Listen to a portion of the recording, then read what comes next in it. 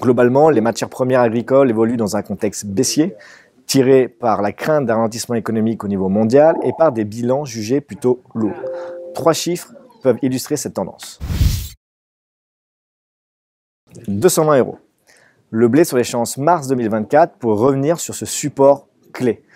Tout d'abord, le blé français est jugé non compétitif sur la scène internationale et il est vrai que sur la première partie de campagne, les exportations françaises sont plutôt en berne en raison d'une offre abondante sur la mer Noire. Le niveau des 220 € pourrait donc être la clé d'ici la fin de l'année avec une consolidation plutôt baissière. KCIS privilégie un rebond sur le premier trimestre de l'année 2024 en raison d'un retour de la compétitivité de l'origine française sur la scène internationale et de primes météo, notamment sur l'Amérique du Sud et le Brésil.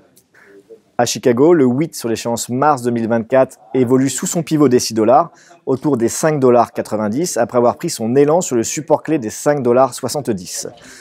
Sur le wheat, même tendance que sur le blé, un bilan jugé plutôt lourd, mais le retour de la compétitivité de l'origine américaine en raison de la baisse du dollar pourrait lui permettre un nouvel élan haussier.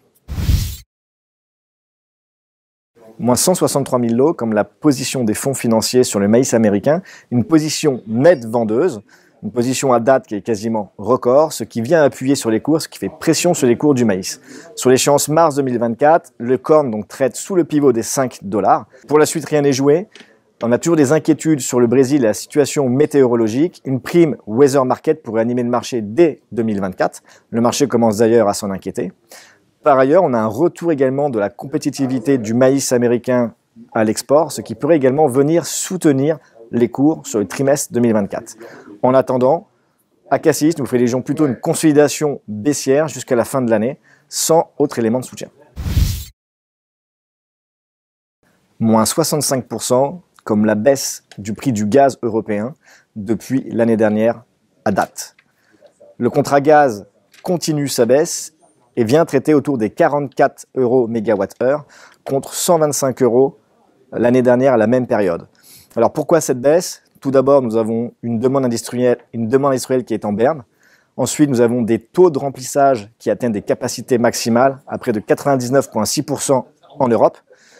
À cela, nous ajoutons des conditions météorologiques plutôt douces en cette période. Tous ces éléments font que nous avons une pression baissière sur les cours du gaz.